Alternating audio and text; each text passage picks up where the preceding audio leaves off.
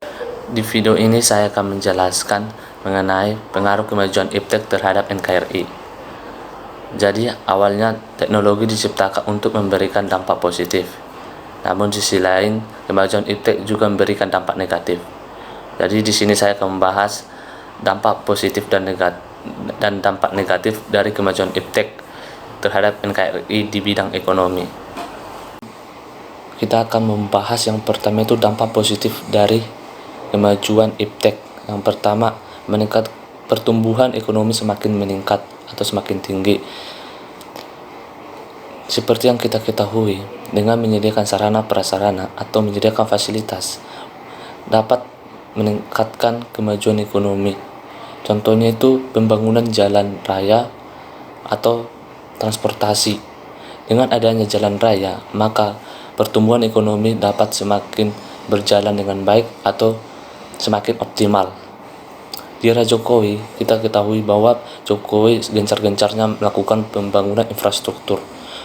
Tujuannya ini adalah untuk meningkatkan pertumbuhan ekonomi yang ada di Indonesia dan pertumbuhan ekonomi Indonesia semakin optimal.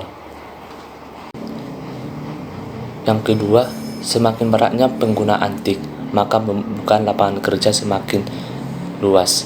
Seperti yang kita ketahui, dulunya kita hanya bercita-cita ingin sebagai dokter, polisi, atau seorang pejabat pemerintahan. Tetapi zaman sekarang itu sudah hal biasa, bahkan orang tidak ingin menginginkannya lagi. Ketika kita bertanya ke anak kecil, mungkin anak kecil akan menjawabnya, saya ingin jadi YouTuber atau gamer. Di kemajuan iptek sekarang dapat membuka lapangan kerja yang luas. Yang dulunya itu bukan sebuah pekerjaan atau profesi, sekarang menjadi profesi seperti content creator atau YouTuber atau gamer. Yang ketiga itu dengan pemasangan iklan di internet atau situs-situs tertentu dapat mempermudah promosi. Seperti yang kita ketahui, kita tidak hanya melihat iklan saja di televisi. Dulu kita hanya dapat melihat iklan di televisi, tetapi sekarang kita bisa melihat iklan di media sosial seperti Facebook, Instagram, atau lain-lainnya. Yang keempat itu pengeluaran lebih sedikit karena pegawainya tidak banyak. Seperti yang kita ketahui, contohnya sebuah industri mobil zaman dulu mungkin membutuhkan banyak pegawai untuk merakit sebuah mobil, dan itu pun belum memerlukan waktu yang lama untuk merakit satu mobil. Zaman sekarang dengan teknologi semua sudah dikerjakan oleh mesin dan sudah lebih cepat produksinya.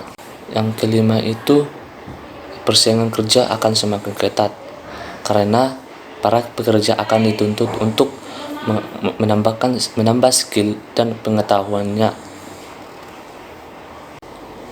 Dampak negatif dari kemajuan iptek, yang pertama itu terjadinya pengangguran bagi para tenaga kerja yang tidak mempunyai kualifikasi yang dibutuhkan. Jadi ketika kita tidak mempunyai suatu skill atau kemampuan, maka kita tidak dapat mendapatkan pekerjaan. Karena di era kemajuan iptek ini, kita dituntut mempunyai skill dan memiliki kemampuan khusus agar kita dapat digunakan atau kita dapat kerja. Yang kedua, adanya aksi tipu menipu jual beli online. Aksi tipu menipu jual beli online ini sudah sering terjadi. Mungkin ini disebabkan karena pembeli dan penjual tidak bertemu secara langsung atau tidak bertatap muka, melainkan mereka terhubung menggunakan handphone atau smartphone yang terhubung dengan internet. Yang ketiga itu sifat konsumtif semakin tinggi.